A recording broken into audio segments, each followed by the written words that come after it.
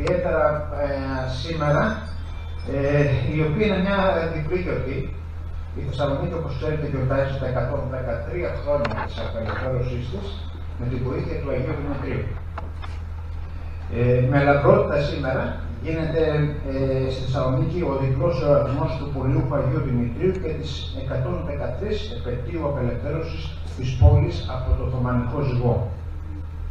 Η Ορθόδοξη παράδοση θεωρεί τον Άγιο Δημήτριο θαυματουργό και προστάτη της Θεσσαλονίκης, καθώς τον έχει συνδέσει και με την υπεράσπιση και την προστασία της πόλης από ξένους πολιορκητές.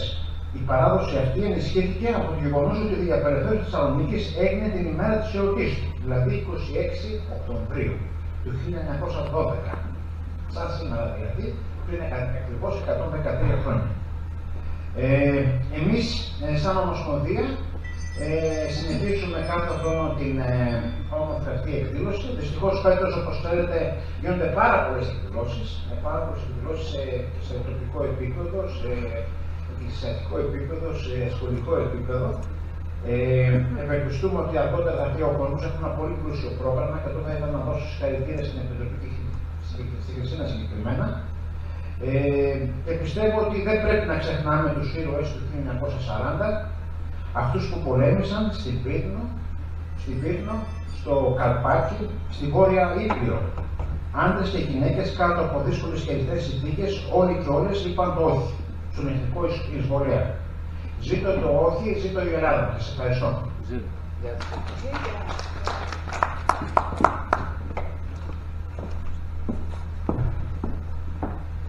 Ευχαριστούμε κύριε Πρόεδρε.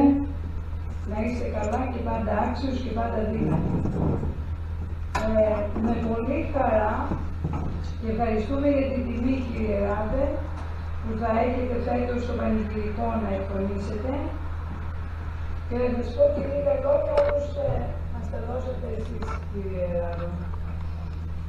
Γεννήθηκε στις 26 Ιουνίου 1943 στη Θεσσαλονίκη, όπου έκανε το δημοτικό. Λόγω εργασίας των γονέων, από την πρώτη τάξη γυμνασίου έως και την πέμπτη, σπούδασε στην πόλη των Ινδενιτσών. Στην αρχή της 6ης γυμνασίου, σπούδασε πάλι στη Θεσσαλονίκη, απόφοιτος του 3ου γυμνασίου Αρένων. Έγινε δεχτός στο Αριστοτέλειο Πανεπιστημίο Θεσσαλονίκης, μα διέκοψε για να υπηρετήσει στο στρατό λόγω των πρώτων συμβάντων στην Κύπρο το 1961. Απολυθής μετά σχεδόν τετραετίας προσελήφθη στο ταξιδιωτικό τμήμα της American Express λίγο πρώτη της πτώσεως της Χούντας το έτος 1972. Μετακομίζει στην πόλη Cromwell της πολιτείας Connecticut με τη σύζυγό του Ντόνα, Δέσποινα, Έντμοντς, Ράδου και τα 4 τέκνα τους. Εργάστηκε επί 26 χρόνια για το δημόσιο και φοιτήσε στο Central Connecticut State University σε 2 τμήματα, Ιστορίας και Αρχαιολογίας. Εγκαινίασε την αδελφοποίηση της πόλης New Britain με τον Δήμο Πέλης, Γιαννιτσά, και από το έτος 1989 έως και το 2019 επισκεπτόταν με γκρουπς μαθητών και καθηγητών την Ελλάδα, διδάσκοντάς τους ελληνική ιστορία και συνεργαζόμενος πρώτα με τον δόκτωρο Παντερμαγλή στο Δίον και προσωρινά δυστυχώς με την δόκτωρα Ακαμάτη Λιλιβάκη στην Πέλια, μαθήματα αρχαιολογίας. Στο Connecticut συνεργάστηκε επί 3 έτη με τον δόκτωρα Πέρι του CCSU. Διετέλεσε κυβερνήτης της ΑΓΕΠΑ Νέας Αγγλίας και Hellenic American Affairs Chair του ίδιου οργανισμού, καθώς και κυβερνήτης γραμματέας της Πανμακεδονικής Ηνωμένων Πολιτειών Αμερικής.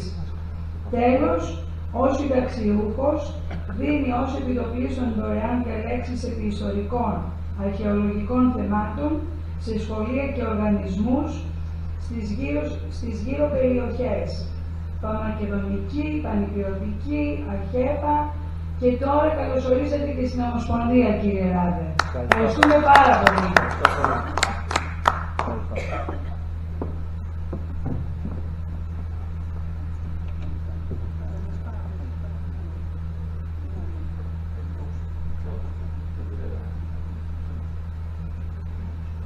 Χαίρετε, ευχαριστώ πολύ για την αποδοχή. Ελπίζω αυτά που θα πω να τα καταλάβετε σαν Έλληνες, αφήνοντας στην άκρη κάθε πρόληψη, κάθε κομματική διαλογή. Βασικά είναι αδύνατο να μνημονευτούν όλα και οι ηρωικές προσωπικότητες του έπους του 1940 ήταν πάμπολες, διότι ο ελληνικός λαός στο σύνολό του πολέμησε για τα ιδεώδη της Ελλάδας, για την ελευθερία και την ανεξαρτησία της χώρας. Επειδή αυτό είναι αδύνατο, γιατί άμα έβαζα στον κατάλογο όλα τα ονόματα ανδρών και γυναικών, θα ήμασταν εδώ να μιλάμε γύρω στις 5-6 εβδομάδες. Γι' αυτό φυσικά δεν γίνεται. Συγγνώμη για μισό λεπτό. Όλοι καταλαβαίνετε ελληνικά ή θέλετε να τα λέω εγγλέζικα? Γιατί για μένα δεν κάνει διαφορά. Ελληνικά, ωραία. Άσχετα λοιπόν από τις σημερινές αντιλήψεις και προκαταλήψεις και λόγω της ιστορικής αλήθειας και εγκυρότητας, τα άτομα τα οποία θα αναφέρω πρέπει να γίνουν δεκτά από όλους σας. Άσχετα το τι έχετε ακούσει, άσχετα το τι έχετε μάθει. Η δουλειά μου σαν ιστορικός είναι να τα λέω όπως ακριβώς συνέβησαν, χωρίς φόβο και πάθος. Και αυτό το κάνω. Και γι' αυτό δεν είμαι γνωστός σε πολλούς, διότι δεν δέχομαι το δωρό. Το καταλαβαίνουμε πίσω. Πρώτα θα μιλήσω για τον Ιωάννη Μεταξά, ο οποίος ως τη στιγμή εκείνη, της έναρξης του πολέμου, θεωρούταν από τους περισσότερους Έλληνες σαν ένας δυνάστης, ένας δικτάτορας. Αυτός όμως ο δυνάστης και λεγόμενος δικτάτορας ήταν ένας πραγματικός πατριώτης. Εξαιτίας του δημιουργήθηκε η γραμμή Μεταξά, εξαιτίας του ο Παπάγος έγινε αρχιστράτηγος των ελληνικών δυνάμεων, εξαιτίας του προκρίθηκαν τα σχέδια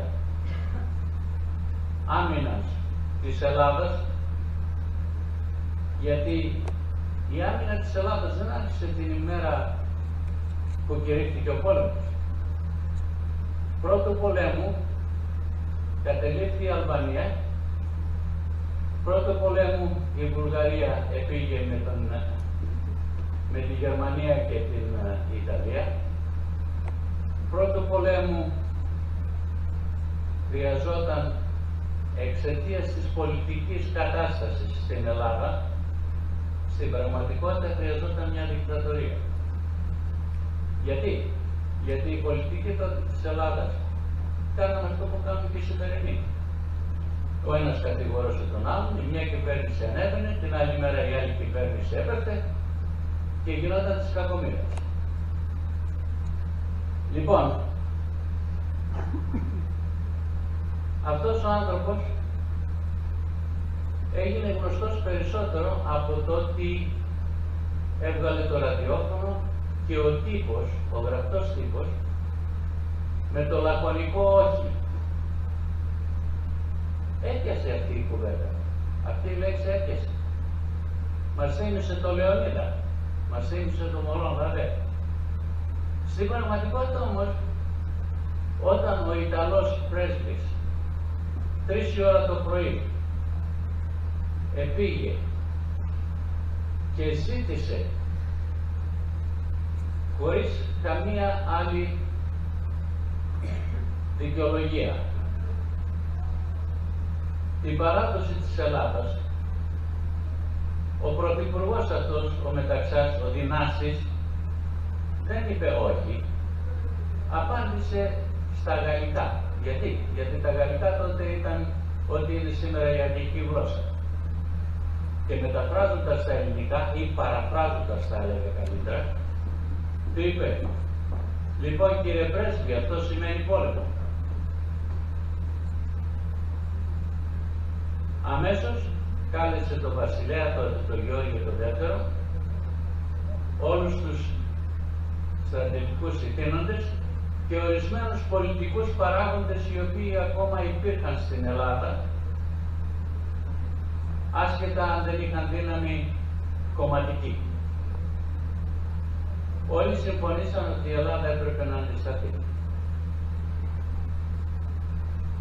Και αντιστάθηκαν στο αλβανικό μέτωπο και αργότερα στο μακεδονικό μέτωπο και της Θράκης στη γραμμή Μεταξά. Δυστυχώς, ο Μεταξάς δεν έζησε να δει τον θρίαμβο των Ελλήνων έναντι των Ιταλών. Πέθανε από καρκίνο στο λάρικο. Τουλάχιστον αυτό μας είπαν οι γιατροί. Άφησε 2 κόρες και ο Κορισής, ο οποίος ήταν αμέσως μετά το Μεταξά στην εξουσία, ανέλαβε την Πρωθυπουργία της Ελλάδας. Μετά το Μεταξά θα αναφέρω για τον βασιλέα Γεώργιο τον Δεύτερο. Είχε μεγάλη πίεση από τους Γερμανοϊταλούς και εξαιτίας της πολιτικής κατάστασης στην Ελλάδα πριν τη δικτατορία του Μεταξά, είδε ότι η πολιτική της Ελλάδας, σαν τους σημερινούς, και ελπίζω να με καταλαβαίνετε, αντί να κοιτάζουν για τη χώρα, παγωνόντουσαν. Επομένως, ο βασιλιάς ήθελε πρώτα απ' όλα να μείνει έξω από τον πόλεμο, ο οποίος είχε αρχίσει ήδη με την επίθεση της Γερμανίας εναντίον της Πολωνίας και κατόπιν μέσω Λουξεμβούργου στο Βέλγιο, Ολλανδία και Γαλλία, να μείνει η Ελλάδα ουδέτερη.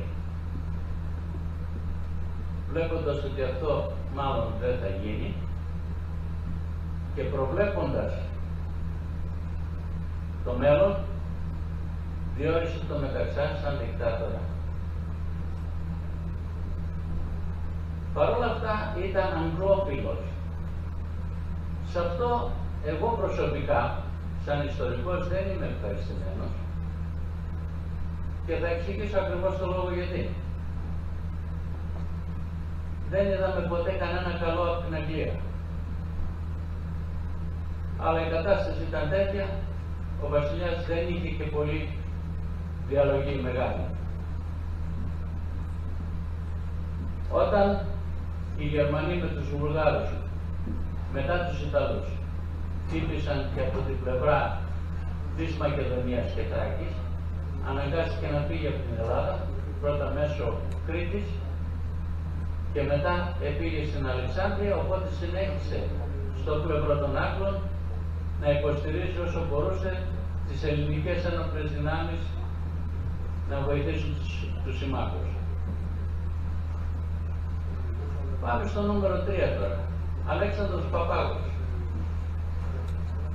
Ήταν αρχιστράτηγος των ελληνικών ενόπλων δυνάμεων, προετοίμασε την άμυνα της Ελλάδας όσο καλύτερα μπορούσε ήδη πρώτου τορπιλισμού του καταδρομικού έλλη. Το καταδρομικό έλλη τορπιλίστηκε από τους Ιταλούς στην Τίνο την ημέρα της Παναγίας, 15 Αυγούστου, ένα χρόνο πριν να κηρυχθεί ο πόλεμος από τους Ιταλούς.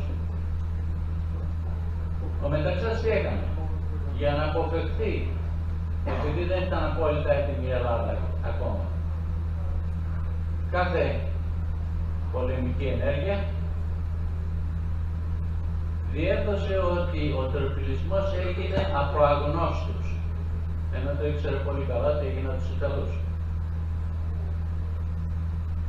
Δημιούργησε μετά την επίθεση του άξονα, παραιτήθηκε για να μην συμμετάσχει στις διαπραγματεύσεις της συνθηκολόγησης και επέκρινε τρομερά τον στρατηγό Τσολάκογλου, ο οποίος δεν μπορώ να ξέρω μέχρι σήμερα για ποιο λόγο αποφάσισε να γίνει τόσο λόγος.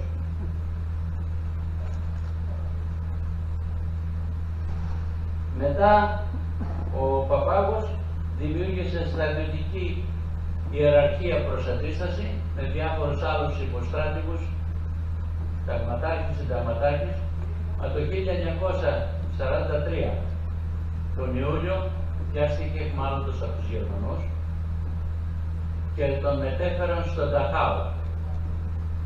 Τη γλίτωσε από θάνατο εκεί, λόγω του ότι οι σύμμαχοι τελικά κατάφεραν και ελευθέρωσαν τον Νταχάου και τους κρατούμενους πριν να εκτελεστεί ο Παπάγος. 4. Ο Αρχιεπίσκοπος Χρήσαντος ήταν Αρχιεπίσκοπος στην Ελλάδα, στην Αθήνα, και δεν δέχτηκε με κανένα λόγο να ορκίσει την κυβέρνηση η οποία έχει προταθεί από τους κατακτητές, λέγοντας ότι η κυβέρνηση ψηφίζεται από το λαό και επικυρούνται από τον βασιλέα. Και ούτως ή άλλως ούτε ο λαός είχε ψηφίσει την δοσολογική κυβέρνηση, ούτε ο βασιλέας, ο οποίος ήταν στην Αλεξάνδρεια. Επίσης, ο Αρχιεπίσκοπος βοήθησε όσο μπορούσε με τα μέσα που είχε, τις χήρες, τους τραυματισμένους στρατιώτες που είχαν γυρίσει από το μέτωπο και τα ορφανά παιδιά. Τώρα πάμε σε ένα άλλο ήρωα της εποχής, τον υποστράτηγο Χαράλαμπο Κοτσομίτρο. Σύμφωνα με επίσημη διαταγή, η δουλειά του ήταν να υποχωρήσει προσωρινά προς την επόμενη αμυντική γραμμή. Αυτός όμως είχε άλλη ιδέα. Διέταξε τους στρατιώτες τους να παραμείνουν μέχρι το τελευταίο δυνατόν φυσίκι, πολεμώντας τους Ιταλούς.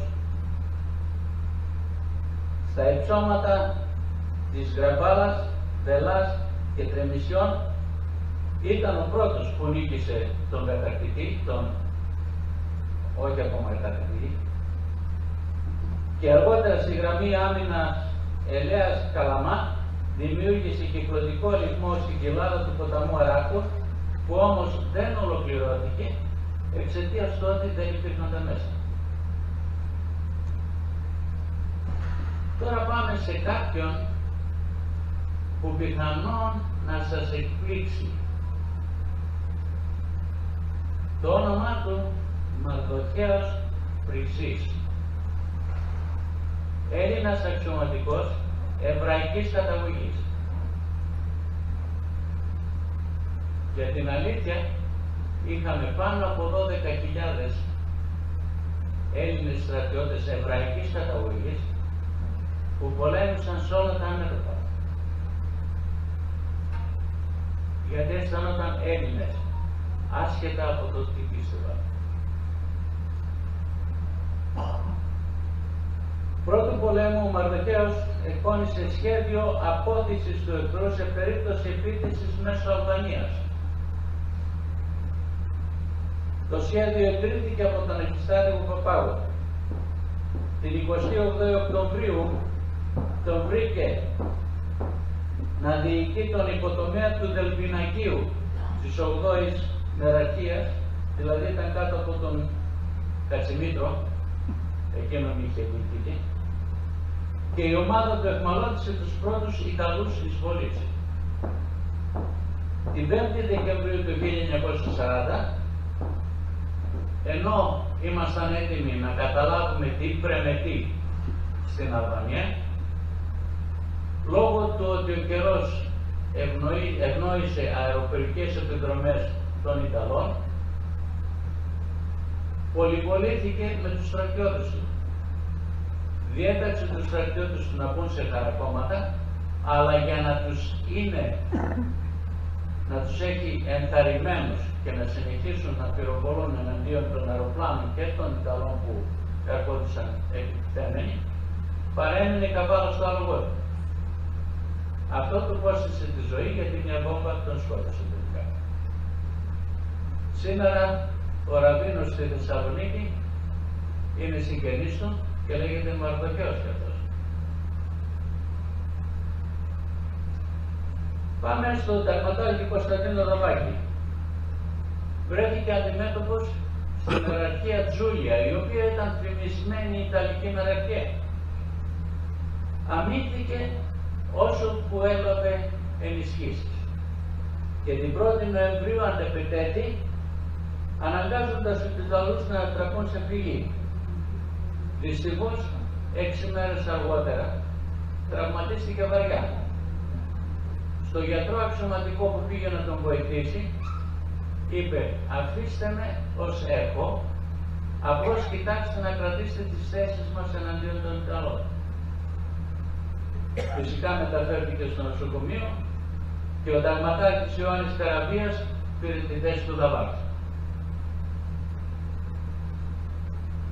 Γυναίκες. Οι γυναίκες σε αυτό το πόλεμο δεν ήταν καθόλου άσχετες. Ίσα ίσα. Και μνήμη κάνω για την Καλλιόπη Λίκα. Αυτή γεννήθηκε στην Άρτα το 1889, κατατάχθηκε αμέσως στο τμήμα εθελοντών του Ελληνικού Ερυθρού Σταυρού, που ιδρύθηκε το 1939 στα Ιωάννινα. Η προσφορά της στη διάρκεια του έπους ήταν απίστευτη. Φτάνοντας κοντά στην απελευθέρωση του Αργυροκάστρου, εξαιτίας του ό,τι έκανε, ο βασιλιάς Γεώργιος ο Δεύτερος την ονόμασε μάνα του στρατιώτη. Στις 31 Δεκεμβρίου του 1940, μόλις πριν το νέο έτος, βρήκε το γιο της τραυματία στα Ιωάννινα. Ο γιατρός στο νοσοκομείο θέλησε να κρατήσει το γιο της ακόμα μία μέρα για παρατήρηση. Η απάντηση της μάνας ήταν «Το κρεβάτι χρειάζεται για άλλους που είναι πιο βαριά τραυματισμένοι. Η θέση του γιού μου είναι άδεια στο μέτωπο. Εκεί θα πάει». Μετά πάμε για τους απλούς στρατιώτες.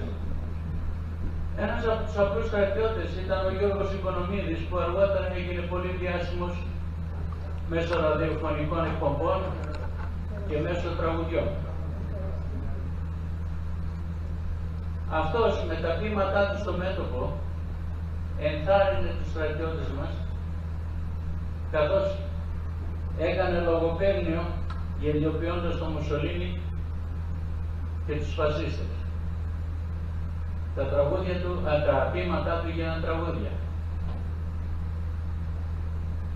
Ακόμα ένας άλλος που έμαθα γιατί ήταν δάσκαλός μου στο δημοτικό σχολείο, Δημήτρης Δελφινόπουλος, λογίας πυροβολικού. Συμμετείχε στις επιχειρήσεις στο Αργυρόκαστρο, τραυματίστηκε, μα αρνήθηκε να πάει σε νοσοκομείο. Παρέμεινε έστω και τραυματισμένος και πολεμώντας. Εκμαλωτίστηκε επί τη διάρκεια της υποχώρησης, κατάφερε να δραπετεύσει και να πάει αντάρτης στην Πίνδο, όπου συνέχισε τον πόλεμο. Μετά την απελευθέρωση διορίστηκε δάσκαλος στο 16ο τότε Δημοτικό Σχολείο του Χαριλάου στη Θεσσαλονίκη και έτυχε να είναι μαθητής. Σοφία Βέμπο, Ελληνίδα από την Ανατολική Θράκη, από τον Πόντο, αλλά όχι τον Πόντο της Μικράς Ασίας, την ίδια θάλασσα από την Ανατολική Θράκη. Κορυφαία ευθύνες πρωτοβουλειών εμψύχωσης των αγωνιζομένων στρατιωτών στο αλβανικό και στο μακεδονικό μέτωπο, καθώς και κατά τη διάρκεια της κατοχής. Ονομάστηκε η τραγουδίστρια της νίκης. Μετά από αυτό περνάω στις αμέτρητες,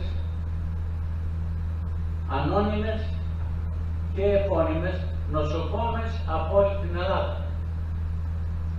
Γυναίκες υπηρώτησες κάθε ηλικίας που αψήφισαν καιρικές συνθήκες, εχθρικό πυρ. Μιλάω για τις μανάδες, τις συζύγους, τις αδερφές, τις φίλες που στερήθηκαν για να στείλουν ό,τι χρειαζόταν οι μαχόμενοι. Από ένα απλό ζευγάρι κλεφτά γάντια, μια φανέλα, ένα πουλόβερ, έως και ένα γράμμα απλό που να τους λέει, παιδιά μου, σας ευχαριστώ για τι κάνετε. Αυτοί λοιπόν οι άνθρωποι, γυναίκες, άντρες, ήταν και είναι οι ήρωες που μνημονεύουμε σήμερα, η μέρα Αγίου Δημητρίου, του πολιούχου της ιδιαίτερης πατρίδας. Μα δεν σταματάμε τώρα. Το έπος του 40 συνεχίζεται. Γιατί το λέω? Σας έχω μπροστά μου. Χωρίς εσάς, ο ελληνισμός εδώ και έξω από την Ελλάδα, σε άλλα μέρη, δεν θα υπήρχε. Χίλια ευχαριστώ για αυτό. Και ευχαριστώ που με φωνάξετε. Ελεύθεροι να ρωτήσετε αν έχετε τίποτα ερωτήσεις. Και αν μπορώ να το απαντήσω, θα το κάνω.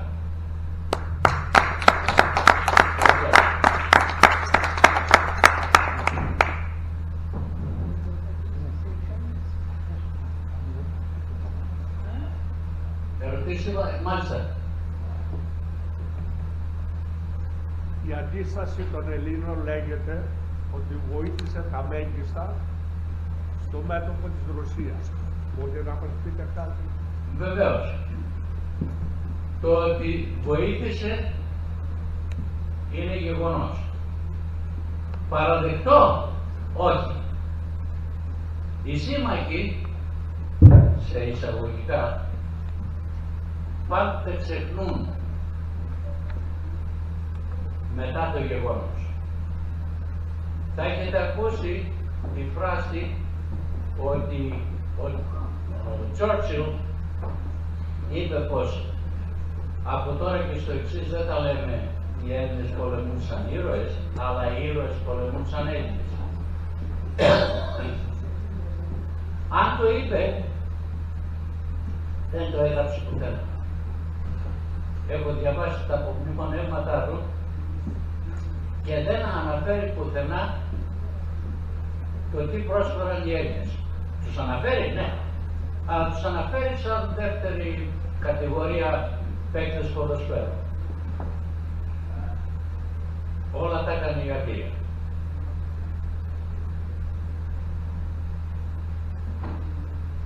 Ήταν η απάντηση σωστή?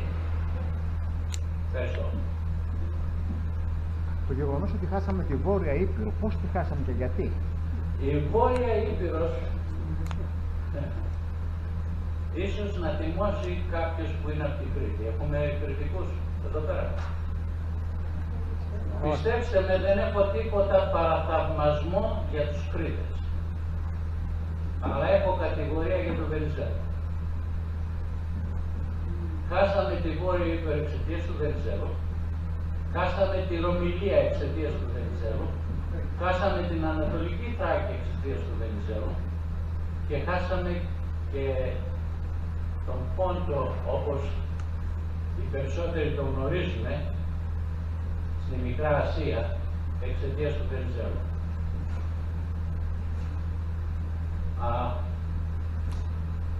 Οι Υπηρώτες μόνοι τους, με βοήθεια ορισμένων Κρητών, για την αλήθεια, ελευθέρωσαν τον εαυτό τους 3 φορές.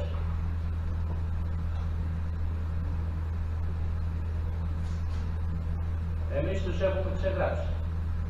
Έχουμε ξεγράψει τη Ρωμυλία, έχουμε ξεγράψει την Ανατολική Θράκη και παρακαλώ πολύ, μην δίνετε σημασία σε αυτά που λένε ορισμένοι πολιτικάντιδες. Θέλουμε την Κωνσταντινούπολη πίσω. Να την κάνουμε τι? Η Κωνσταντινούπολη έχει 17 εκατομμύρια τουρκαλάδες και εμείς είμαστε τώρα με το ζόρι 9,5 εκατομμύρια. Με τι θα τα βγάλουμε πέρα? Πάμε για δεύτερη Μικρά Ασία.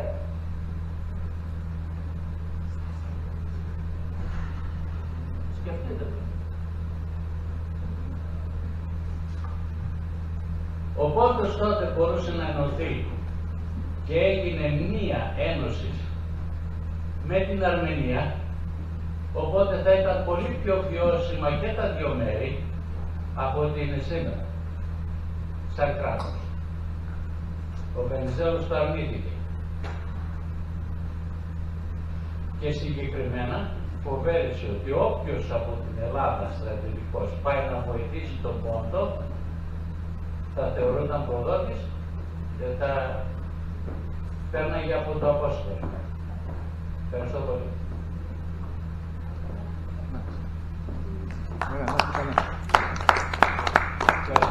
Ελπίζω να μην σας κούρασα.